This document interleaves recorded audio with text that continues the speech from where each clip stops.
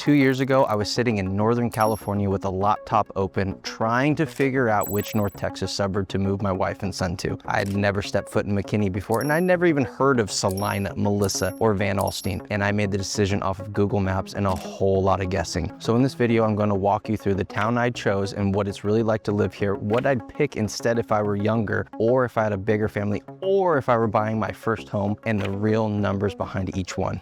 Well, I'm Connor Hornsby, your North Texas realtor, and since that move, I've toured about every new construction community between McKinney and the Grayson County line, so I know exactly what I do differently. I'll start with the question I get asked more than any other. Where do you actually live, Connor?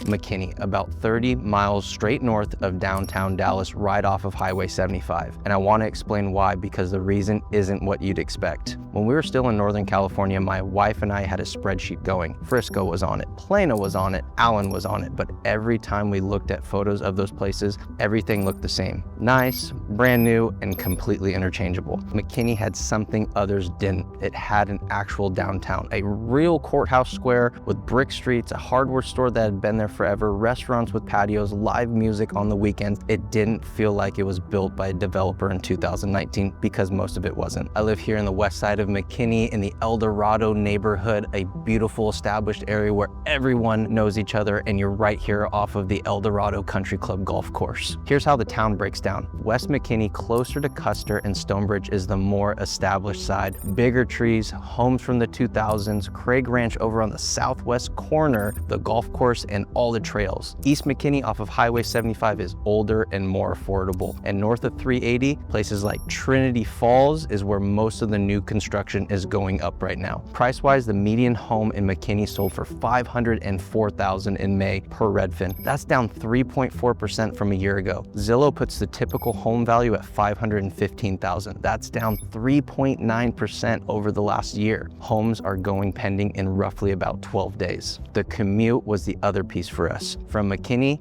I can be in Frisco in 20 minutes, in Plano in 25 minutes, to the DFW airport in roughly 45 minutes with no traffic. When you're relocating, you don't always know where you'll end up working. That flexibility matters more than you'd think one day. Now, I'd be doing you a disservice if I only gave you the good half. Every video like this one is 20 minutes of somebody telling you their town is perfect. So let me tell you what I don't love about mine. Number one, McKinney is not cheap anymore, and it hasn't been for a while. At the median price of $504,000, you are paying for an established suburb price. If you're coming from California, that still feels like a bargain, and I remember that feeling as well. But if you're moving here from inside DFW or from Oklahoma or Arkansas on a tighter budget, McKinney is going to be a stretch for you. Anna or Melissa won't. Number two, values have gone down, not up. Redfin has the median price down 3.4% over the year, and Zillow has it 3.9%. So if you're buying here and expecting homes to be worth 15% more, the recent data doesn't support it. What I will be saying though is the demand has not disappeared. It's just no longer a market where anything sells for what you ask. Number three, traffic on 380. The stretch of 380 across the top of McKinney has been under construction for what feels like my entire time here. If you buy north of 380 and work south of that, you're going to sit in that. It's manageable, but nobody mentions it in the listing photos. And number four, property taxes. This is one of the catches every single out-of-state buyer. Texas has no state income tax, which everyone knows, but people don't factor in is MUD or PID. Those are special districts that pay for the roads, water, lines, infrastructure of all the brand new neighborhoods. A lot of these newer communities sit inside one. When that happens, your tax rate is higher than the neighborhood 2 miles down the road, and it shows up in your monthly payment every single month for years. This is the number one thing I check before I let a client fall in love with the house. Two homes at exact same prices could have monthly payments hundreds of dollars apart, purely because of which district they sit in. That tax district question is exactly the kind of thing you can't figure out from a listing website, and it's different in every one of these towns I'm covering today. Get that wrong, and it's a few $100s a month every month for as long as you own the home. On a 30-year note, that's real money you never planned for. So if you're serious about moving up here, download my North Texas relocation guide. The link is in the description below. Tell me what your budget is, your timeline, where you'd like to be commuting to. I'll send you back a short list of communities that actually fit with real monthly payment, and each one including the tax rates. Now let me flip this around, because where I live isn't where I I'd tell my 26-year-old self to go. If I were single in my 20s working in tech or corporate and I wanted to actually have something to do on a Friday night, I'd probably be in Frisco. Frisco has the highest concentration of jobs and nightlife anywhere in the northern suburbs. The Star is there, which is the Dallas Cowboys headquarters, and around it, there's a whole district of restaurants and bars. Legacy West is about 10 minutes south with more of the same. Toyota, Liberty Mutual, and JP Morgan all have big campuses down there off the North Dallas Tollway. So if you're relocating for a corporate job in North Texas, odds are you'll be working within 15 minutes of Frisco anyways. What that means practically is you can live close to work, which in DFW is worth a lot. Here's the honest part, Frisco is expensive. The median sales price in Frisco was $687,000 in May, according to Redfin, down 1.5% from last year. Zillow has the average value at $673,000, down 2.7%. Homes there are going pending about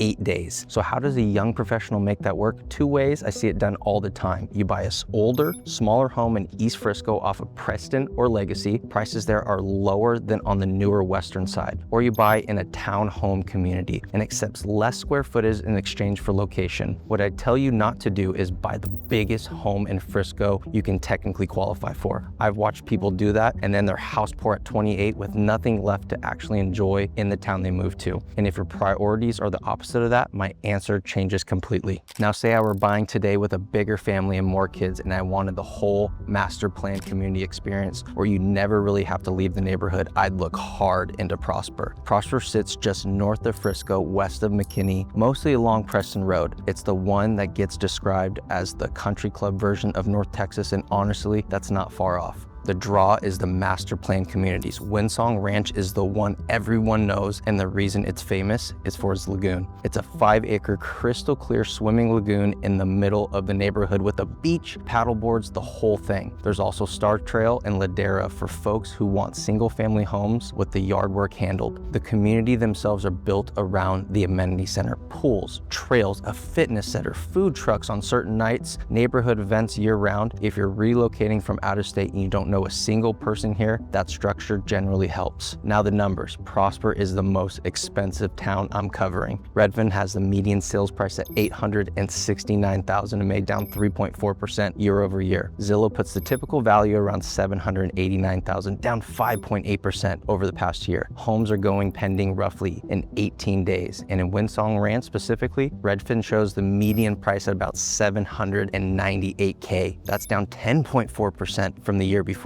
Homes there are taking 118 days to sell compared to 75 days the year prior. So read that carefully. Prices came down and homes are sitting twice as long. That means you got more room to negotiate as a buyer had a year ago, which is exactly the point most people assume about Prosper. Some of the best conversations I have are with people who tell me they don't want any of it. No HOA, no amenity center, no neighbor 12 feet from their kitchen window. If that's you, I'd be looking north. Anna, Melissa, and Van Alstyne. From McKinney, you get on Highway 75 and head north. Melissa's first, about 10 minutes up, then Anna, then Van Alstyne, which is actually just over the line into Grayson County.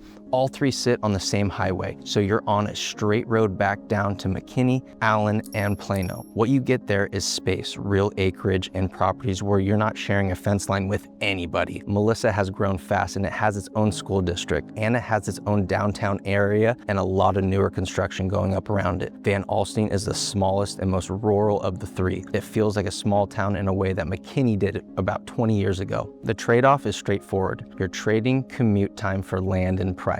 From Van Alstyne, realistically 45 minutes to an hour from Plano job corridor, depending on the time of day. And your dining and shopping options are thinner. You'll drive into McKinney for most of it. But if you're remote or your job is north, that math can work really well. Prices up this corridor are the lowest of anywhere I cover. If you handed me my 2024 budget back and told me to pick again right now, knowing everything I know 2 years in, I'd buy in Salina. Salina is directly north of Prosper, straight up Preston Road. It's got a genuine old downtown square with a courthouse, local restaurants, and Friday night football. Then a ring of brand new construction going up around in every direction. Here's why it's my pick. The median sales price in Salina was $495,000 in May, according to Redfin. That's down 11% from the year ago. Zillow has the average value at $529,000, down 9.9% over the past year. Compare that to what I just told you. Frisco at $687,000, Prosper at $869,000, Salina is under $500K, and it dropped harder than any of them.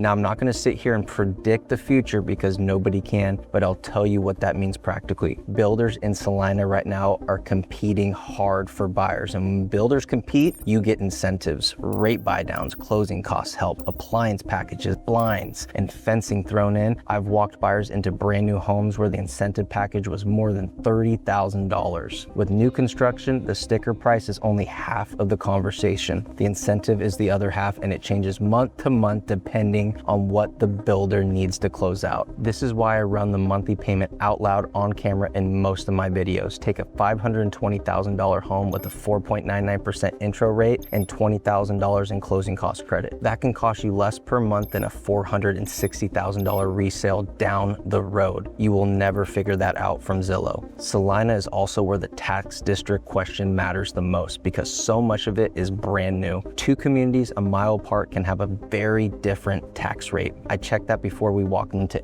any model home. One last thing I really want you to take from this: do not walk into a builder's model home by yourself. Do not sign in at the front desk before you've talked to an agent. Once you register on your own, it's very hard to bring representation afterward. The builder sales rep works for the builder. That's their job. You want somebody on your side of the table running the numbers with you, and it costs you nothing to have that. So that's the honest version. I live in McKinney. I love it. It's still down 3.4% from last year, but if I were writing my first offer in North Texas tomorrow, I'd be looking in Salina because that's where the builder incentives are the strongest right now. So if you're relocating in North Texas, I've made this exact move myself, and I run the monthly payment before you fall in love with a floor plan. Call or text me directly at 214-326-2323 or book a 30-minute call using the Calendly link in the description, and we'll map out your short list together. Again, my name is Hornsby, your North Texas realtor, and I look forward to seeing you all up here.